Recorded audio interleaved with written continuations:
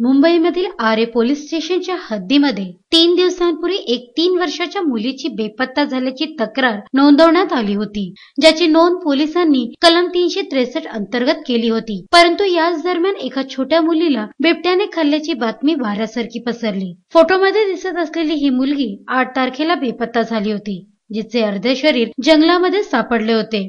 या अर्ध्या शवाला पाहून आरे कॉलनीमध्ये खळबळ उडाली. पोलिसांना हा शव मिळताच शताब्दी रुग्णालयामध्ये शवविच्छेदन प्रक्रियेसाठी पाठवण्यात आला. रिपोर्टमध्ये बिबट्याच्या हल्ल्यामध्ये मुलीचा मृत्यू झाल्याचे निष्पन्न झाले. रविवारी रात्री मुतुवेल नामक व्यक्तीची ही 3 वर्षाची मुलगी बेपत्ता झाली, ज्यानंतर पोलिसांनी तपास सुरू केला असता आरे कॉलनी इथल्या वेस्ट इंडिज हॉस्टेल जवळ जंगलामध्ये मुलीचं धड, डोके आणि पाय वेगवेगळ्या ठिकाणी सापडले.